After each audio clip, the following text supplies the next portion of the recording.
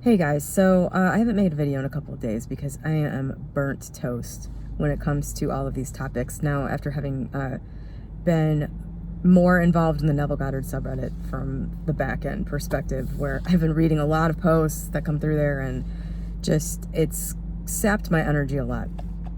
And you know, I was active on that subreddit before, but now having to kind of monitor things a little bit more and more, even more so than before, I'm seeing this weird cognitive dissonance, this weird lack of follow through on thinking with certain topics.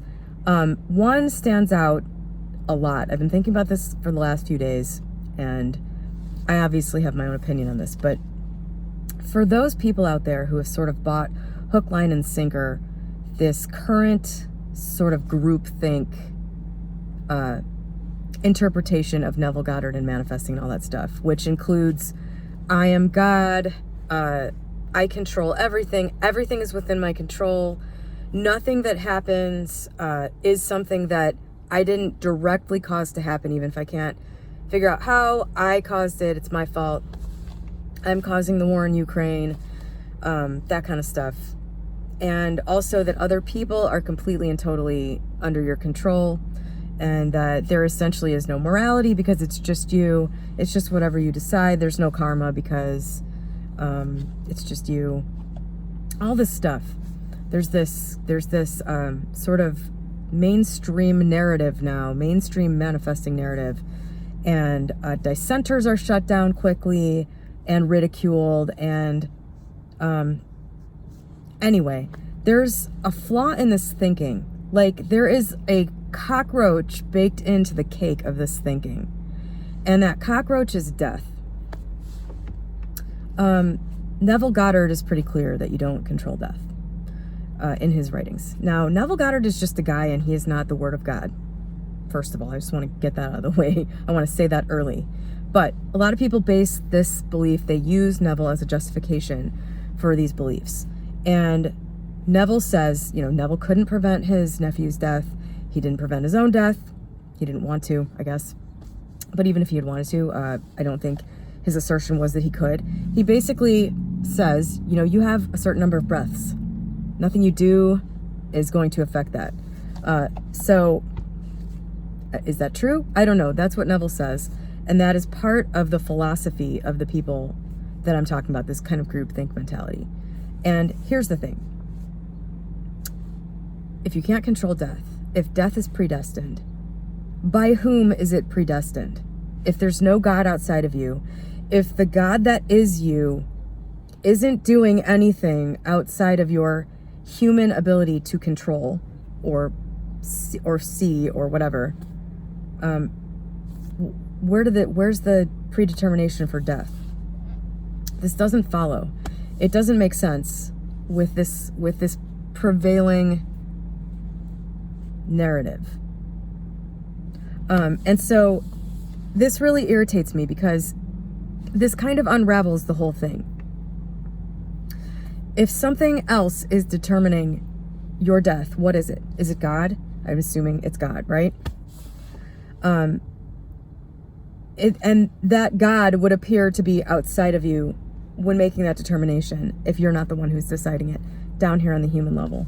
So if the God that is outside of you, or the God that is you but is greater than you, is determining your date of death,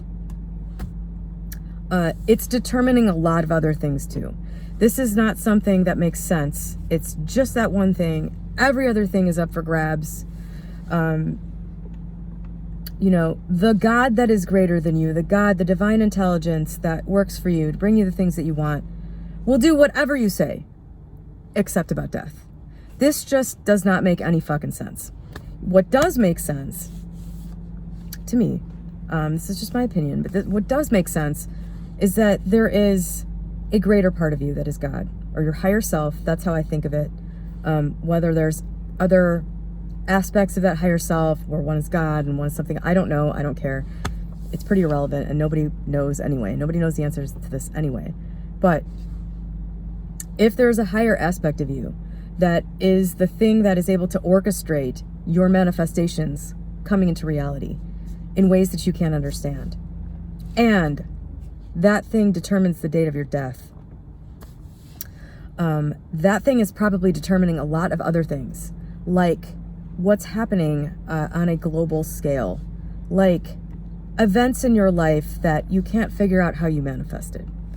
The deaths of everyone else, the deaths of people in your life that you have intended to not happen that then did, that you then blamed yourself for.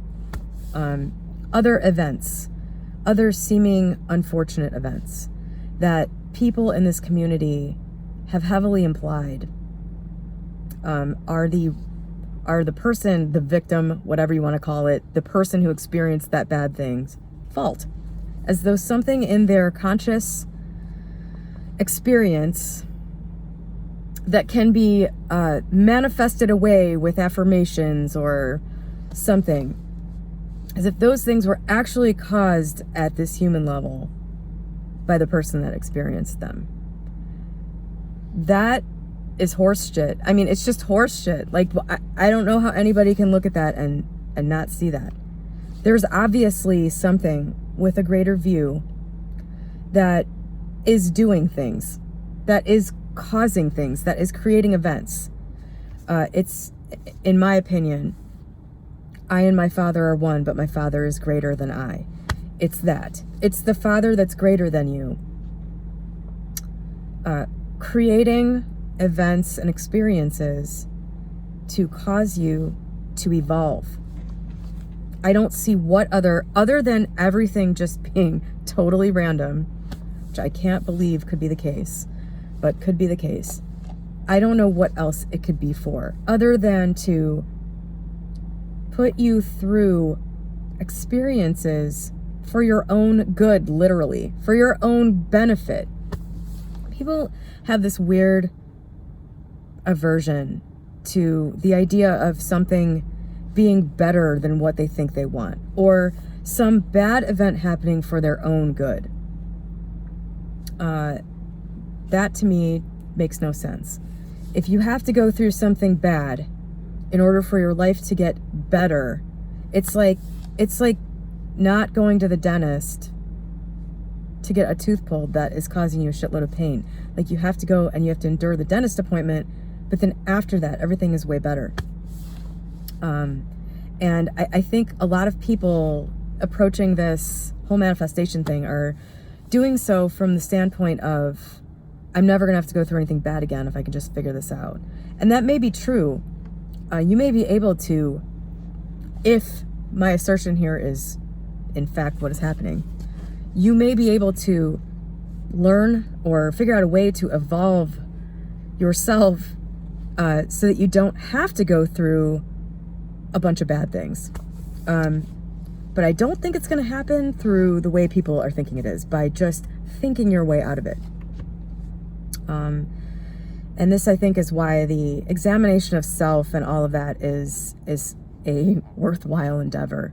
You know, if you can figure out the things that you're going through that are producing the pain in your life, if you can peacefully look at that, like from your living room instead of from a hospital bed, you know, then you can maybe perhaps avoid having these events created by the Father that is greater than you, but that is one with you, you know, for you to experience, so that you can get to the other side, you know, one way, you know, the hard way instead of the easy way. This is just my opinion, but I think, you know, when you look at the whole I am God thing, from the perspective that a lot of people are looking at it from, like, you are the God of religion, and you are actually controlling all of this. Like, that red car is sitting there because somehow, somewhere in my mind, I knew a red car was going to be sitting there. I can't access how, but I know that's because I thought, it's like, dude, I think if you look at it, if you look at this big discrepancy about death, how you are creating everything, but you have no control over death, that makes no sense at all. The fact that something else is determining your death, if you believe that, the fact that something else is determining that would at least put it in the realm of possibility that that other thing is also creating a lot of life experiences for you. You know, if that thing knows when the right time is for you to die because it's orchestrating this whole thing, it probably knows when the right time is for you to break your leg or lose your house or, you know, something like that. So I think that kind of shoots a big hole into the prevailing current idea that is kind of loudly and abusively defended in this community. Most of the people watching this probably already are on the side of that. This might not have even needed to be said, but that's what I've been thinking about for the last couple days while I've been observing things on the Neville Goddard subreddit, which is definitely becoming sort of a really good prime textbook example of groupthink.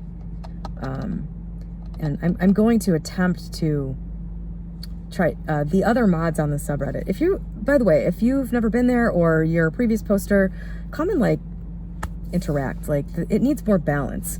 But I think the other moderators of the subreddit are also pretty much on board with this groupthink thing. Like, it's gotten a little out of control and it's really counterproductive at this point. I don't think people with opinions that go against the group are even bothering to voice them anymore, because why would they, honestly? You know, this is sort of a more, this is a less desperate way of looking